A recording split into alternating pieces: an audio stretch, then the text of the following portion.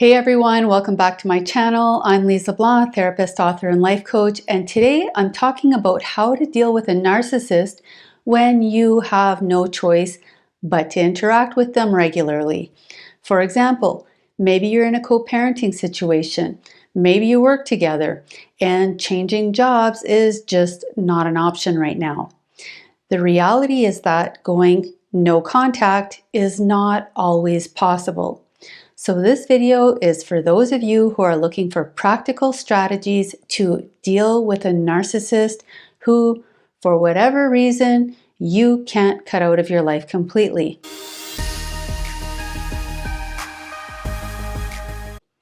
As I'm sure you know by now, narcissists prioritize their own selfish needs above the needs of anyone else, including their children. And they often act in self-serving ways, even if it means causing harm to others. They would rather look good, get what they want, and feel like they're winning rather than risk losing control over the narrative. But there are some good strategies that you can use to help protect your sanity in situations where you have to deal with them. At the end of this video, I will give you a couple of specific strategies from game theory that you can start applying today. Okay, so let's jump right in. Number one is the obvious. Next best thing to no contact is avoiding them as much as possible. So you will want to strategically minimize your contact with them. Don't need to be super obvious about it. Instead, just stick to the essentials, keep it short and focused, and avoid all personal topics. You might want to communicate through email or text instead of face-to-face whenever you can, because this gives you more control over the conversation and when to have the conversations.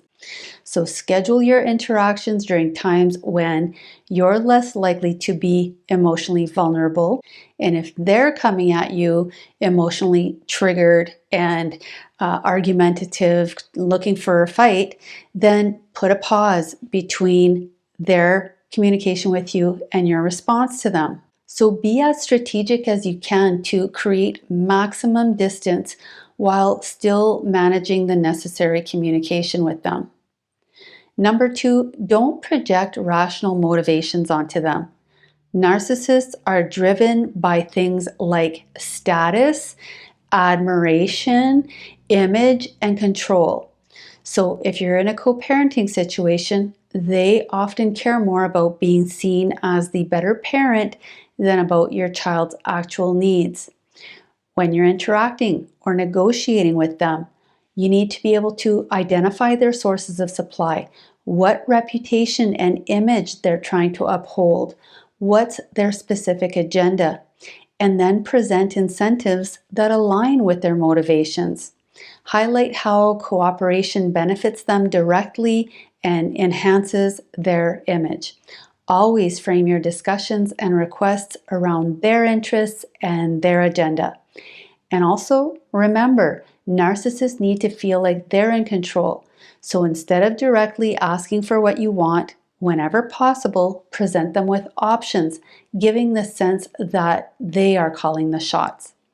Now, you might want to consider downplaying your preferred option, making it seem like it's their idea, subtly using reverse psychology to guide them towards your most desirable outcome. And yes, this strategy can be considered manipulative. It is not transparent, but there's no malicious intent behind this strategy. In fact, the goal is to minimize conflict and come to mutually satisfying outcomes as efficiently as possible. Number three, frame your proposals and your requests in a way that shows mutual benefit. So if you're discussing parenting schedules, anticipate what they might need and then propose an exchange that benefits them as much as possible. So you might say, can you take our daughter to dance class tomorrow night? And I'll take her next week when you're working. Now, if they have other options available, they might just refuse just to make your life more difficult. But if you do come to an agreement, make sure you get it in writing and be as clear and specific as possible because a narcissist will often twist facts, find loopholes, or deny that they ever agreed to it. If you give a narcissist what they want in exchange for a favor later, just know that you might not be able to cash in on it unless you take these extra measures. And also, don't make the mistake of thinking that you're going to build up goodwill. Don't expect any reciprocity or appreciation even after you've done them multiple favors. Number 4, predict their behavior. It's not your first rodeo. You know this person, so you likely have a good sense of their patterns and their tactics. By anticipating how they might react in certain situations, you can prepare yourself mentally and emotionally and decide how you will respond. When you think about it, you shouldn't be surprised when they pull their same old tricks. In fact, you should say, "How predictable! Of course they did that. How typical." And then figure out how to prepare for when it happens again, because it will happen again. Number 5, save your energy. You only have so much energy to expend in a day, and you really need to ask yourself what you're getting out of engaging with a narcissist who is draining you. Take the time to honestly examine why they still matter, why they can still get a rise out of you, and why you're still allowing them to sap your energy. What are the payoffs? You're the only one who can answer these questions honestly, and you're the only one who has the power to kick them out of your headspace and close that energetic highway between you and them. Number 6, set boundaries and stick to them. This might sound simple, but it's not always black and white. In some situations, you might need to consider how being inflexible, even if you have very good reasons, would be perceived by the court or an employer. So if you set boundaries, just know that a narcissist is highly likely going to try to breach those boundaries, usually in subtle ways and in ways that, when taken out of context, could make you look unreasonable, immature, and difficult. So you may find that it's always a balancing act. When you set and enforce boundaries, try to frame it in a way that highlights the greater good. For example, if you're co-parenting, you may refuse a scheduling switch, saying something like, "Our daughter needs a stable routine right now, so I'm going to stick to the schedule." Sometimes it might seem easier to give in, to please and appease, to avoid conflict. And I'm not saying that this is never an appropriate response, but do think twice about the precedent that you might be setting and the message it's sending about your boundaries. Giving in now can reinforce the narcissist behavior and lead to more boundary breaches in the future. Number 7, document your interactions, and if appropriate, keep someone posted about what's going on. For example, at work, this could be your supervisor, it could be a union rep, HR. This can help protect you in case you need to present your side to a court, to an employer, or to someone else. Number 8, surround yourself with positive and supportive people who bring out the best in you, and vice versa. The best way to deal with a narcissist is to remove all attention from them and focus on your own happiness. Not to spite them, not to show them, just because when you focus on the positive things going on in your life, it doesn't leave much room for their negativity. A positive support network also helps reinforce your self-worth, and it reminds you of your value. And this helps to counteract the influences and the emotional toll of having to deal with a narcissist on a regular basis. Number 9, stay in integrity and be true to who you are. People often ask me for psychological tricks and tactics to outplay a narcissist, and sometimes I'll give some if, there's good motivation and intent. But let me just say this, they've been at this a lot longer than you have, and you'll probably get outplayed.